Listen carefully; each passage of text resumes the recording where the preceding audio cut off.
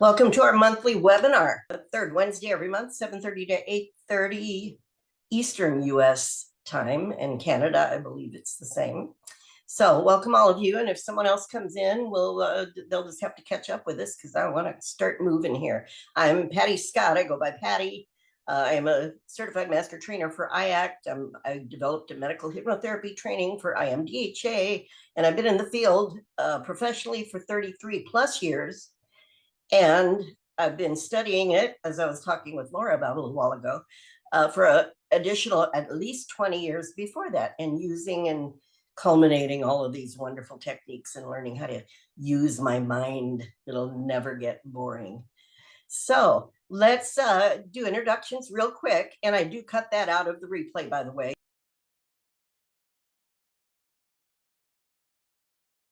Everyone is welcome. You don't have to be a hypnotist, hypnotherapist if the topic, this is more of a generic topic. I also do some that are more specific for pain or for, depression or those kind of things. And obviously those usually attract a little different, but again, even those, someone can get something from it. Okay, so let's dive in now. We're here about revving up your energy. And I'll bet if I asked each one of you here what you thought that meant, you'd have a little different take on it. Because energy covers just about everything, doesn't it? It covers your body, it covers your mind, it covers all of that other stuff that people have a lot of different names for, your soul, your spirit, your essence. I like that word essence. I've been using that for some reason lately. I must have heard it somewhere. And everything is energy. So it's all about energy. Everything is energy. So how do you rev up your particular energy in your space in this life that you're living? So did anyone have something that you kind of were hoping or thinking this might be about? Something that you were wanting to get from this? Anybody want to jump up, and are you just open to whatever? Everyone looks like they're just open to whatever. Yeah, Ray. If I can add anything, I mentioned in my introduction that it has a few life challenges I'm managing now and now getting over them. So revving up my energy is getting back on the horse and getting involved with the people, getting involved with the community, and getting motivated to get out there and start doing it again. Nice. So that is my appeal of revving up my personal energy to motivate myself to get out there and start promoting. I'm glad you said that about the community. Yeah, because I think one thing for us to have positive energy in our life is just what we're doing here, and taking classes and learning and growing and evolving as humans based on whatever our interests are. And the people that are interested in these kinds of things are generally, for the most part, I mean, with very few exceptions in my time doing this professionally for 33 plus years, are mostly very positive, high energy people. You might say they vibrate at a higher level. Some ways of explaining this talk about it in so many different ways. And I've always loved energy. It's always been one of my big things, even before I even thought about, hypnosis or any of these things, even as a child and growing up.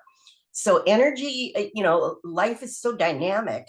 And these days there's so much going on that to have your energy be in balance, in sync, synchronizing with all of the input we have, especially now with all the communications and all the way people are connected in ways that they never were before, as far as we know.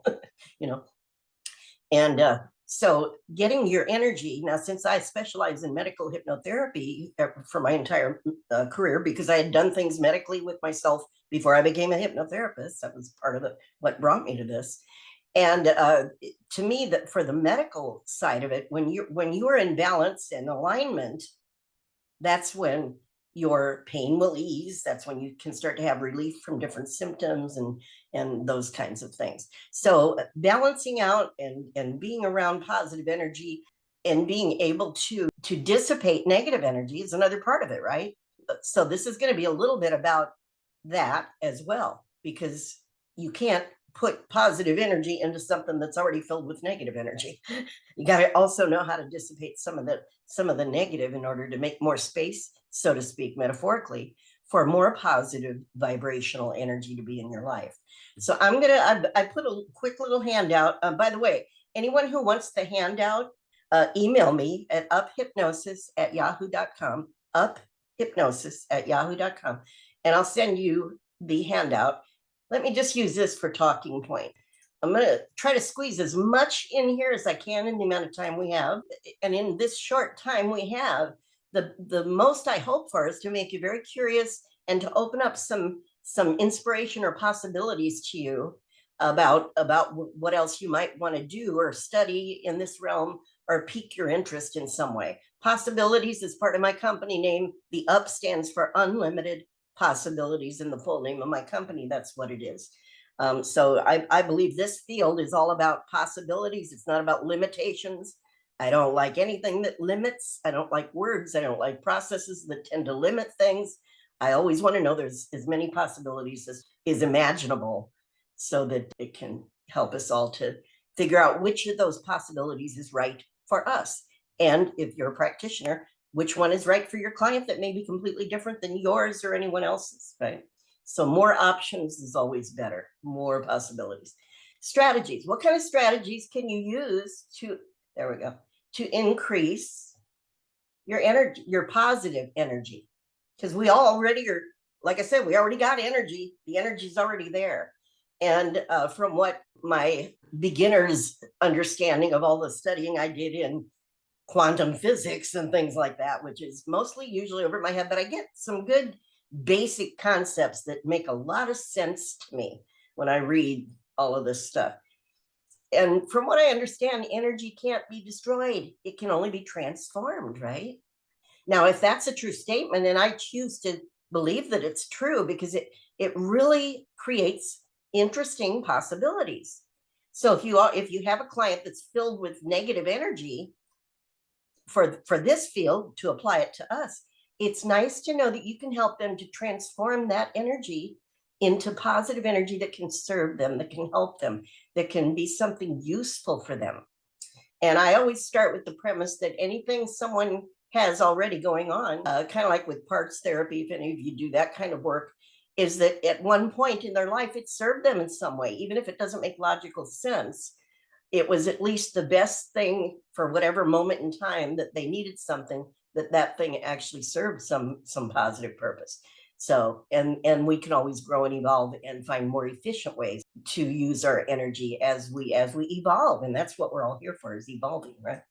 So strategies to rev up your positive energy, self-hypnosis, I just put that first because we're all here on a hypnosis webinar. And to me, self-hypnosis just means how you talk to yourself in your head. If someone doesn't want to call it that, that's fine. But in my realm and in my world, I apply self-hypnosis as the story that people tell themselves. So when they tell themselves a story, they take on a belief or an attitude or some information, and they start telling themselves about that as if it's true. That becomes self-hypnosis to my mind. So everyone hypnotizes themselves, and everyone was really hypnotized originally by their surroundings before they became into beta consciousness. And most studies show that's not up until usually 7, 8, 9 years old, maybe. So we're really in a hypnotic brainwave state up until that point, being kind of conditioned, hypnotized, whatever word you want to use. And like I said, the good news is we can always change that. We can transform that later as we have different goals and make new discoveries about ourselves and the world and create goals for ourselves. So self-hypnosis, absolutely on purpose, can rev up your energy. Mental rehearsals, a lot of us know about that in change work, that you can do mental rehearsals. And a lot of athletes have done it for a long time without maybe even calling it hypnosis. I started this in the year, got certified in 92, and I studied hypnosis and NLP for 20 years before that. That's 1992, quite a while ago, 33 plus years ago. And back then, a lot of people were calling it creative visualization or guided imagery or even meditation. One of my colleagues, that's a psychologist that does hypnotherapy, he calls it meditation with a tour guide. That's what he says hypnosis is. So mental rehearsals are powerful. And studies show now, and they're using it for quadriplegics and for people with with Parkinson's and people with brain damage or stroke victims, that when you do a mental rehearsal vividly and you really get the emotional impact and add a lot of detail in all of your senses, is exactly the same in the brain, in the mind. It is stored exactly like a real experience. So you always want to make sure your mental rehearsals are the ideal of what you want to hopefully create. And of course, the mind and body will only do what is possible, but I think there's always a lot more possible than most people realize with their limited human beta consciousness, let's say. But we need that too, don't we? Because that's what sets goals and gets ideas for us. Journaling. Not everybody's really big on journaling when I bring it up, but you know what? Journaling is very powerful. And there's a lot of science behind it. And just the other day, I did some more research on sleep learning because I was editing one of my old videos on sleep learning. And it turned out, this thing's really playing with me today. I'm having fun. I'm going to keep having fun no matter how much it plays with me. Okay.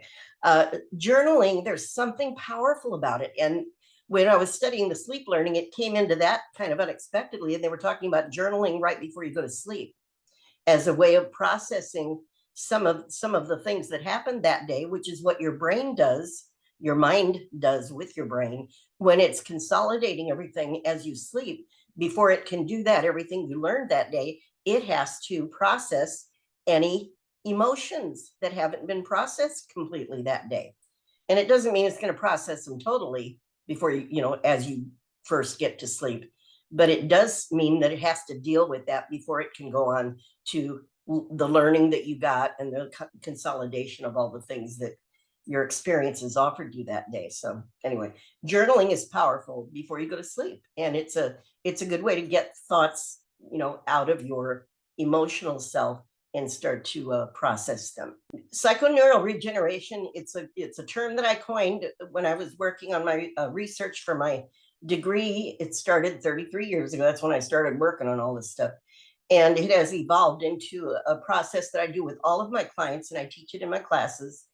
And it's quick thumbnail is talking to the mind before that we go through the brainwave state to go to sleep, teaching clients how to talk to themselves as they're drifting off to sleep and right before, so that they can send their body and their brain in a direction that can start training in, firing off those synapses in the right way, learning more efficiently, healing the body more efficiently, processing negative emotions, all the things we're talking about. So it's just a nice way to do it as the person is sleeping. Affirmations, positive mantras. Again, affirmations, people do them, even if they say they don't like affirmations or don't do them, they do them because every thought that we repeat over and over in our mind is our affirmation. That's what our mind is listening to and creating our reality through that. And sometimes people are saying them and don't even know that they're actually saying negative affirmations that they repeat a lot during the day. Setting boundaries. This is important for us as well, isn't it? If you're a helping person in any field, and I think in hypnosis, it's even possibly maybe even a little more important because we do get so into connected, I guess is the word I'm looking for. We get so connected with our clients because we are not just talking to their conscious logical mind doing talk therapy. We are connecting, hopefully, to their creative unconscious part of their mind, which is their emotional mind. So we have to know how to set boundaries for ourselves. And a lot of people that have a lot of negative energy that come to see us or that are looking to get more positive, in that context, we can help them to set boundaries around their life themselves, to block out negative energy from the people that they encounter or that they have to deal with. Sometimes it's in family that's a constant, or in a workplace where there's a constant negative energy person. And there are ways to do that with this work, to set those boundaries and still be able to have interactions. And actually, in my opinion, you can see better, you can hear better, you can think more clearly because you're not getting impacted by the negative energy if you know how to set the boundaries in the appropriate way. So you can deal with people from a place of empowerment and of being clear-minded and not have that negativity coming into your systems to affect your communication. Releasing negative emotions, of course, we've got lots of techniques and processes for releasing negative emotions. And as I was saying, I think before we actually, before I hit record, if the vessel is already full, that's the way I like to say it. If the vessel is already full, you can't put something else into it. So every session, every process of wanting to get more positive energy, it's helpful if you can release some of the negative energy, which means negative emotions, anger, frustration, stress, regret, all these kinds of things. If they're in a person's energy, they zap your positive energy and they can start to depress your mental ability to even access the ability to enjoy certain things. Especially with depression, it's something that's a behavior that starts to take on qualities that will actually not allow the person to even recognize when something positive happens anymore. At some point, it's very pervasive. Energy inventory, pivotal response conditioning. That's my variation of a process I created based on the anchor trigger thing and on some other things that I learned throughout my career. And I teach it to all of my clients. And it's a way to teach them to shift their state instantly. You trained it in, it takes a little bit of time. But once it's trained in and learned, we know all learning occurs at the unconscious level. Once it's trained in, that you're able to shift your state instantly if something unexpected knocks you off your best game, as we say, or throws you off balance unexpectedly. You're having a good day and you go somewhere and someone's really having a rotten day and they just start being very rude to you, just unexpectedly. That you can instantly, in one breath, with pivotal response conditioning, you can pivot your state and be in a state that opens up your creative mind to be able to deal with the person, to come up with creative ways to handle whatever the situation is, and to also deflect the negative energy. Again, it's another way to train that in so that your mind instantly knows this is when I do this thing, it instantly protects me and I can think clearly. It doesn't allow negativity to enter into my energy field, sort of kind of a thing. Quick thumbnail description of what that is. Energy inventory is another thing that I created that is a nice way to start to work on adding more positive energy into your life and dealing with some things that may be zapping some of your energy. And I'll show you that. Actually, I'll finish this and then I'll show you that little piece. It's a very, very simple little piece, and I'll send you that as well. It's just a little chart. And I think you'll get the idea of it. Supporting science, neuroplasticity. Most people have heard of that now. It's also called brain plasticity is another name for it. This is fairly recent science that has gotten to the point where you can actually look and see what's happening in the very cells in different parts of the body and the synapses of the brain and all of that when people do different things and have different feelings. So positive affirmations and self-talk strategies.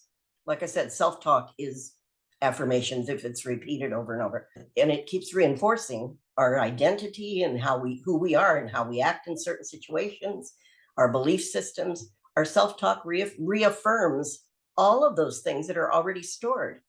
And if they're reaffirming something that isn't helping us or serving us or isn't healthy for us, it's nice to know we can change it by the same strategy. It plays a significant role, they say, in I've got the source for this at the bottom of the paper, that those strategies actually play a significant role in neuroplasticity, because now we know the brain is malleable and it's constantly relearning and changing its synapses. And that's why we can keep getting new behaviors, new responses, new habits. Consciously choosing to replace negative self-talk and positive affirmations, you can rewire your brain. Now we know that officially. I believed it before I ever knew of neuroplasticity, but some people just do stuff and they go, well, I know I can do that because I did it. And they may not have a name for it yet, but now we have science behind it. The benefits of positive affirmations and self-talk strategies. More positive self-image. Again, you can create a more positive self-image, enhanced self-esteem, a proactive approach to goal setting. You can discover possibility of some traits and characteristics and talents that you didn't realize you had, and start accessing or setting goals to access those things. Higher achievement levels. Success becomes easier because you start to program, it starts to become a pattern. Success starts to become a self-replicating pattern. The mindset that embraces challenges instead of freaking out or falling apart because everything's so hard. Some of that self-talk really creates that response. And it can also create a challenge, like I'm doing with my computer right now. I'm laughing about it. Sort of enjoying it. Increases awareness of opportunities for growth and development. Again, these are just little fine points, little small things. So hopefully this makes sense to you. Another segment, overcoming limiting beliefs and fears. Those are the kind of things that keep us from being at our best, right? And they say it's another powerful application of, guess what? Neuroplasticity. That's what allows us to be able to do these things. By practicing the above strategies, you can begin a process of cognitive reframing. That means the strategies that I was just listed a few of earlier that we all know how to do, and we do with our clients. Might have different names for them, but I think you get the gist of what we're talking about. So overcoming limiting beliefs and fears, the benefits of that are enhanced perspective. You can get a new perspective on something that maybe happened 20, 30, 40 years ago, if you're as old as me, or 50 or 60 years ago. You can reassess and update your beliefs. If your beliefs are limiting you in any way, it's nice to know we can update them. And through self-hypnosis, we can discover what are we really capable of beyond maybe what we've shown or what we've been led to believe up to this point. We can release unrealistic fears. See, fear, it's a really cool response that we have. If we do something and it scares us, our body and our mind and our brain will create some kind of a response to protect us, like we were talking about earlier.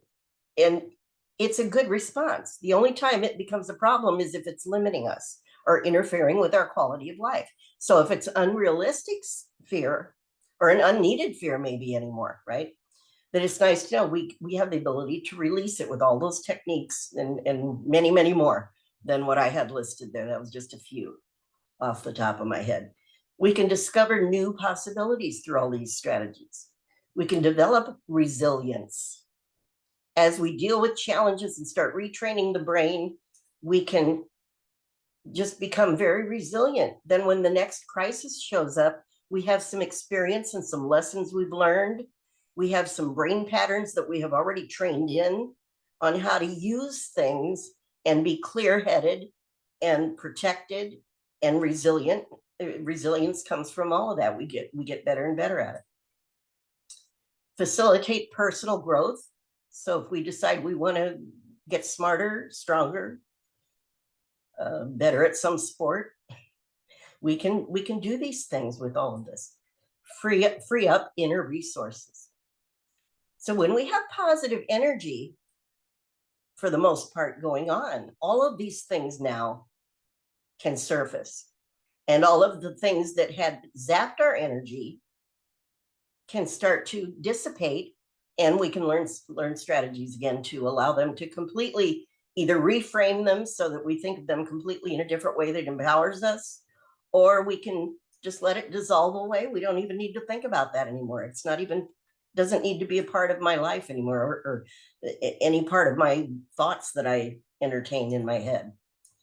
Managing the environment. Now, this is something that now even psychology, with their big giant diagnostic code book, they're starting to reframe some of the things they do. Like I said, a lot of the psychology, new different fields of psychology that are popping up all over the place, they're starting to incorporate some of these things that we know how to do as hypnotherapists, and that we have been doing for many, many decades and centuries, even before we even coined the term hypnosis. Humans have known how to do these things. Managing the environment It's a powerful, they say, and it is also a powerful application of neuroplasticity. So the brain can literally rewire to manage and change things about the environment, meaning reframing sometimes, all of that. Setting, again, healthy boundaries. If there are people you can avoid that are negative people, go ahead and feel free to do that. It's not always possible, is it? You know, sometimes it's someone we have to interact with, or it's someone we choose to interact with because they are important in our life, and yet they have negative energy. So again, we can set healthy boundaries, you know, depending on all of the variables that we're in a positive energy state, able to kind of sort through and figure out where do you have the ability to do that, to have less exposure to negativity, or to protect yourself if you have to be, if it's necessary to be in the presence of negativity in your environment and in people, right? Because the environment also offers negative energy. I mean, there's waves, all kinds of different waves going through us, energy waves all the time nowadays. Positive growth mindset, this work gives you. Positive energy also gives you a sense of gratitude, really can increase positive energy. And sometimes when things are the most challenging, that's when gratitude, and like I said, there's a lot of research now on all these things, gratitude is so healing and it's so empowering.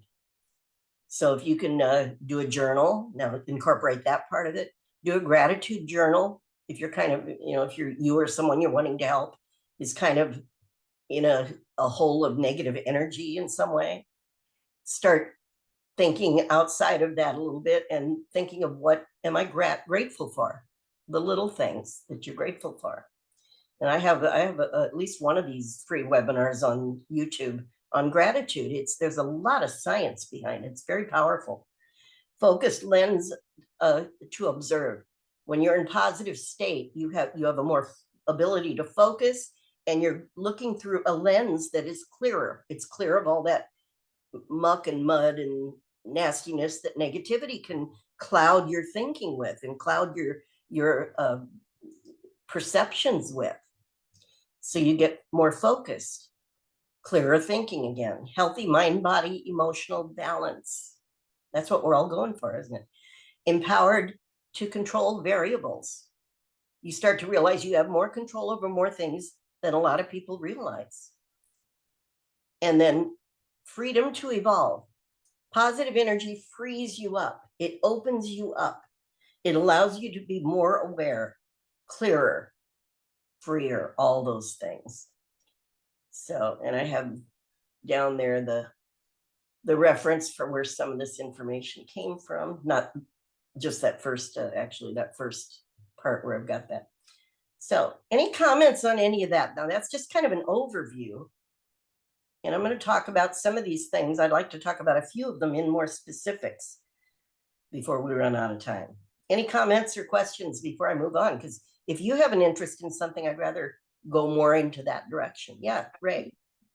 A lot of what you summarized for us feels like emotional intelligence is a big part of this. It's interweaved with all of these items because it makes you more aware consciously of I guess better ways to manage things. Absolutely. And remember, you know, I don't know, some of you may refer to unconscious, subconscious. I call it unconscious. It's the other part of the mind. Not that we have parts, but just for being able to talk about it. But you're other than consciousness, the part of our consciousness that is outside of our awareness. I just use unconscious. That is our emotional mind. They call it the seat of emotions, right? So emotion is always a big part of energy, because that's what drives our imagination and all of that is that's powerful energy. And negative emotions are powerful energy that really interrupt and interfere with the function of the body and the whole rest of the system, right, that we're living in. And it also emanates from us. People can sense it. So those emotions when you're in a more positive state more of the time, and you can flip off and switch off of a negative state more quickly, and that doesn't mean the world's going to be, we used to say, put on the rose colored glasses back in the 1960s, and everything's peachy, everything's, rose colored, everything's fine. That's not what this is about. This is about being able to be in the middle of chaos or traumatic experience and shift instantly, and to be in a positive internal state as much as possible, empowered to be clear-minded, to be able to notice, what can I do? What are the possibilities here? Is there something I can do to make this better? And then those are the people with that positive energy that are going to be the ones in a crisis situation where everyone else is falling apart and freaking out. And that person will be the one, or those people will be the ones that are helping other people to calm down, to think clearly, to get out of the fire, whatever it is, right? They're the ones that will be able to function. So it's not about making the world different. It's about, how can I be in this situation? As long as someone can still think, that you can shift into a more positive state. And again, it can be trained in so that you can do it quickly and more efficiently and more powerfully over and over and over. We know we can do all of this with the techniques that we all know how to do. What, anybody else have something else to add, or that you'd like me to expand on? Anything we've talked about that kind of sparked you or makes sense to you, or you'd like to hear more about? Yeah, Faith. The thing that sparked me, you were saying about teaching the clients, which I'd love to learn from myself, of changing that state. Like, I know you said there's a lot of teaching involved with that, but being able to just change your Yeah. state. Yeah, the pivotal Pivotal response conditioning. conditioning. Yeah. Yeah, that I'll be was talking more about that actually in your medical. I'm going to end up giving you the whole thing. Okay, so I'm going to show you this sheet. This is a real simple thing here that I'm going to show you, that is a nice little piece that I give some of my clients sometimes. I call it an energy inventory. And this is something I developed way back when, probably in the 90s. And it's very simple. I like to keep things simple if that's possible, because our mind is efficient and it's simple. You don't have to get all complicated with a lot of this stuff. And it's just as it shows. Basically, on one side, it's showing negative energy, which we call distress, right? And positive energy on the right side, called eustress, because there's positive and there's negative stress. We all know that. Oh, I'm getting married. That's positive stress, but it's still stress, right? When I was performing in my old career, I'd go on stage, and nowadays, even when I go give talks at conferences, I get stress, but it's exciting stress, or at least that's where I keep shifting it to, excitement of doing something like that. So there's positive stress and there's negative stress, positive energy and negative energy. This is simply a sheet that I give people, or you could use a variation or use this to take off for something on your own, to make them consciously more aware of what kinds of negative things are impacting them on a daily basis. The instructions down at the bottom, take the time to write out the negative and positive energies that exist on a daily basis in their life right now. And I give them examples like negative stress that's on a daily basis, pretty much might be traffic. Maybe they have to fight traffic every morning to go to work. Stress at work, family conflicts, a bad diet, right? Money problems. It could be a bad habit like smoking. It could be drinking problem or something like that too. Just anything that they know on a daily basis is they can be aware, because nobody sees it but them, but that they can be aware of, that is a negative stressor. People know. And then on the right side, they're going to put what are their common, almost on a daily basis, positive energy forces. A loving partner, a pet, dancing, lying on the beach, listening to music, morning walks, whatever they can think of that gives them positive energy. Everybody has those things. So they put on the left and the right. And then the recommendation is to do it like once a month and notice what negatives show up over and over and over again, if they're ongoing, and to choose one thing to work on and write it down there, negative to release, to delete, and write it there. and to consider what they can do, what is within their power to change that, to lessen the stress about that. In other words, using their creative mind. And of course, I'm always teaching people self-hypnosis. So the best way to come up with new possibilities, new creative ideas is in a hypnotic state. I'm sure most of you would probably agree with that. So you can go into a light alpha state and ponder one of the negatives that's a common theme in your life, and let your creative mind figure out, how can I think differently about this if I can't do anything about it? How can I protect myself from it and set some boundaries and start training that in? How can I maybe change this a little bit? If it's traffic, maybe they can leave a little bit earlier, maybe just common sense things, but the creative mind can start to let them know you have some control over some of these things. And then at the same time, choosing a positive energy to add, finding something they can either add on this right side, or maybe they can take something like walking in the morning, and they haven't been doing it very often lately, but they really love taking morning walks, and finding the time and making that a regular part of their routine. And all of these things, all of these changes in positive energy are going to add up. And the more positives you add and the more negatives that you either reframe or can either dissipate or delete completely sometimes, then you're going to start, again, that the mind and the body and all of your energy is going to be filled with more positives, and it's just going to crowd out the negatives. They will become, first of all, easier to deal with as you get more positives, because you're getting stronger and more empowered, because positive energy makes you stronger. Negative energy zaps your strength. So then you can start to either squeeze out or eliminate or weaken those negative stressors. So I call that an energy inventory. It's kind of like journaling, a little different, a little focused, a little more pinpoint focused. So that's just a very simple thing that some people can do to become more aware. What are the things that are constantly stressing me? Because you know what's interesting?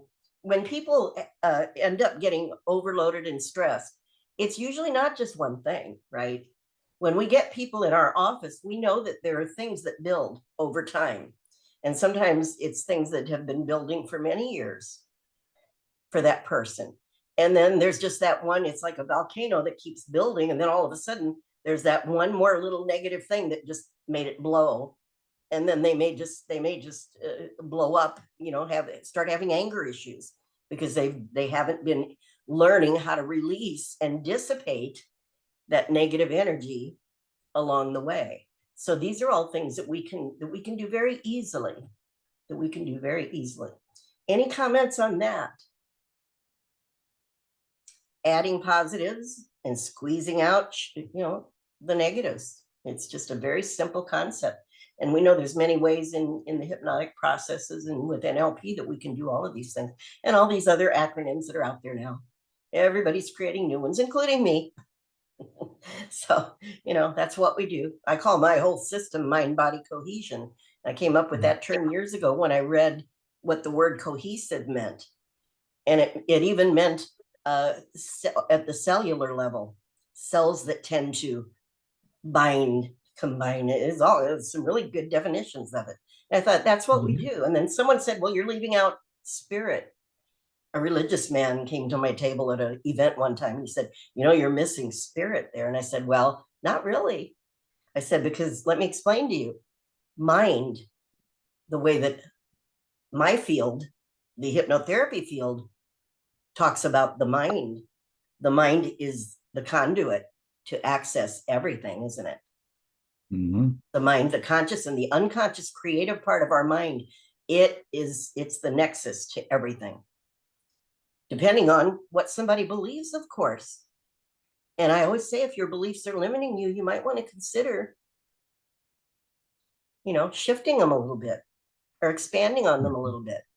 Because if it's limiting you, if it's limiting your life in any way, it's going to limit your life. There's a ripple effect. If it's affecting you emotionally, it's going to affect you mentally and physically, ultimately too. You can't change one thing without affecting the entire system. So when we start adding a little bit of positive energy, a little bit of gratitude, even if it starts very small with someone, and if they seem to themselves to be hopeless, we get people, don't we, that come in with, they've lost pretty much all hope. And sometimes one thing they can take away from us, because all we do is positive, hopefully everything you do is positive. That's what hypnotherapy is all about, right? This work is all about outcomes, results and outcomes. It's not about victimization or blame or any of that. It's about positive outcomes. So when they leave our office, they always have, at least, even if their life was completely 100% miserable, they always have a little bit of hope that, wow, maybe I really can make a difference in my situation. Maybe I really can shift something inside of my body to help my body heal. Whatever the focus of the session is, we can always, this is very empowering work, isn't it? And it's empowering for us too. So just like I said, just being around people in this field and interacting and learning and growing is positive energy. It helps your brain, that brain plasticity, and what you do at night, that consolidation is all about what you learned today and what you were exposed to and what your unconscious was paying attention to, even in this just short 50 minutes of when we were talking about these things, much more than what your conscious mind could ever remember. When you go to sleep tonight, you can talk to your, this is part of my psychoneural regeneration, you can tell your mind, when I sleep tonight, allow my brain and my mind to assimilate and to consolidate and to place these things and to put them in my mind in a way that can serve me in helping my clients or in helping my life to get better or in learning something new or developing some new something or in achieving some goal. You can ask yourself. Yeah, everything that you've taught us today or refreshed our mind with is the way I have adapted is I notice my vibration. I'm aware of my vibration. And if it's on the negative side, the big part of it is reframing what I know I need to reframe. And that in tune and turns around and strengthens my mindset. So always looking for that little correction. So notice what I'm Beautiful. noticing, my emotions, my vibration, reframe it, strengthen my mindset. Beautiful. See, that's the other thing about this work. And I know you've heard me say it many times, both everybody that's here probably that's been in a room with me, is this work makes us more aware. And you can't change something if you aren't even aware that it's happening or how it's happening or, and awareness opens up again. It starts to open up that energy. Like you said, that vibrational level starts to raise up and you start to notice things. And your creative mind starts to search for things that can help you to get more centered, balanced, in alignment, physically, mentally, emotionally, energetically, on every level, no matter what people's names are for it. Back to, I call it the original design. The way that we're meant to go through this lifetime in our best state possible. Our best state possible. That means all of the elements that make us us, to have all of them in the best state possible at whatever phase of life we're at, and different things impact us physically, mentally, emotionally, energetically, at different phases of life. And there's a lot more that we can do to realign and to balance and to feel better and to think more clearly than a lot of people realize. So the more you do this work, like I said, that brain plasticity is powerful stuff. And I didn't need the science, to prove it to me. I was using it with myself and with other people through the years, and anybody that's been in the field as long as I have, the same way. But it's nice to know kind of what's happening in that brain, that we actually change the makeup of the brain. It's changed sometimes without our awareness by our environment, meaning people and experiences and things that happen in our world, right? And the way that we think about them based on wherever we are at that moment. That is rewiring our brain for us. It's nice to know that if it's rewiring it in a way that's limiting us or that isn't helpful or positive, that we can affect that, we can change that, we can adjust and start training in very quickly. The rewiring happens instantly in some cases. Like, we know that behaviors can be formed in an instant.